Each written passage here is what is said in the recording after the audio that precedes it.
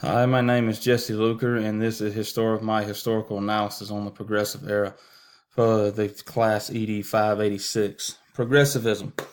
What was it? It's an umbrella label for a wide range of these economic, political, social, and moral reforms. An overview of the far-reaching economic and social changes that transformed American society in the 20th century, including innovations in science and technology, economic productivity, mass communication and mass entertainment such as radio, television, telephone, health and living standards, the role of government, gender roles, and the conceptions of freedom. Advertising. The main question is, what led to progressivism? Why were there need for the economic, political, social, and moral reforms? What led to this? And then during this time, people were addicted to advertising. It became like a sort of religion. People made magazines, they made posters and all that different kinds of things to persuade, to lure people into buying products or going to different places. And then in 1918, the total gross of magazine sales was 58.5 million. In 1920, just 2 years later, it was 129.5 million, and then 9 years later, it was over 200 million. So like I said, advertising came kind of like a religion. Bruce Barton in the Madison Avenue Advertiser made the quote that Jesus was like the seller, and these people were trying to get these things as much as they could as far as advertising goes. Clash of values and the national secular culture. It was promoted by radios, movies, advertising, magazines. It clashed with the traditional values of the time and the biblical criticism that was happening by philosophers like Sigmund Freud, and it threatened the way of life. So in Sigmund Freud's, philosophy of life, it really didn't have a piece of the Bible or God in it. The D.W. Griffith, and the primary source of the Birth of a Nation poster. This poster, like I said, was created by D.W. Griffith, and it was the development of the motion picture as a form of entertainment. And it was two middle-class Americans trying to lure them into watching movies and to show the change that for movies that only appeal to lower-class ethnic audiences. And this poster has the Birth of a Nation on it, the eighth wonder of the world, 18,000 people, 3,000 horses, and it's just luring people to start to come see this and to buy different things. You had movies change the attitude and ideas about life. The sports figures became popular during this time, such as Babe Ruth and Bobby Jones, to name a couple. Mechanization and progress in 1927. CBS became the first radio network, and followed by WWJ in Detroit. It became popular for the first commercial broadcasting. WWJ and KDKA, which is out of Pittsburgh, carried the election of 1920, and then WJZ in New Jersey carried the World Series and other sports. In 1922 alone, more than 500 stations aired the radio, and they call this the end of privacy as we know it. So everything was attractive. The advertising was meant to be attractive to these people. Sexual clock in America. The unchaperoned dating during this time became popular. Like I said, these magazines, these radios, and movies, the advertising, it changed. It challenged the traditional way of life. The unchaperoned dating became popular. Automobiles. It gave these young people a sense of freedom. Physical intimacy and sexual behavior became more and more common. One thing that the packet doesn't tell about in the progressive era was the rise of birth control during this time. Of all the changes that took place in women's lives during the 20th century, one of the most significant was women's increasing ability to control fertility. And in 1916, Margaret Sanger, a former nurse, opened the country's first birth control clinic in Brooklyn, and the police shut it down just 10 days later. No woman can call herself free, Sanger said, until she can choose consciously whether she will or will not be a mother. Margaret Sanger coined the phrase birth control and eventually convinced the courts that the Comstock Act did not prohibit doctors from distributing birth control information and devices. So she goes on to find Planned Parenthood and things a few decades later in the 1960s. But the John Held Jr. created a poster called "The Girl That Gave Him the Cold Shoulder," and it was a primary source in the packet. And this really illustrates sex o'clock in America, and how you can just look at the picture and how the young lady is dressed in very unmodest clothing, and the young man behind her is staring at her and looking at her. And the greater freedom of young people. It just took the controls of the personal behavior, the self-control, and threw it out the window. To illustrate, the purpose of this was to illustrate how artists depicted women's changing role in American culture, and how men started to view women during this time. The rise of cities was also another big thing that led to progressivism and progressive reforms during this time. 1900, 52 metropolitan cities had 100,000 people in it. By 1930, 115 metropolitan cities had 100,000 people in it. Cities were growing rapidly. The city of Detroit grew because of the automobile, and so did the city of Los Angeles. Detroit in 1900 had 300,000 people, give or take a few. And in 1930, it had 1,837,000. The city of Los Angeles saw rapid growth because of the automobile as well. In 1900, they had 114 million people, and in 1930, they had over 1 million people.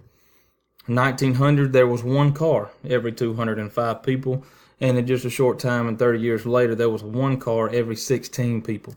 So it's one of the busiest times in the United States. Underwood and Underwood Publishers created a poster that was called "One of the Busiest Streets in the World," and it was a street in Chicago that you can see the picture that is just very, very crowded because of the overpopulation and people moving into the cities. The purpose of this was to show the urban traffic problem of traffic congestion that resulted from increased business activity and population density. And Detroit and Chicago was two of the cities that I mentioned, but Chicago was a rapidly growing city as well.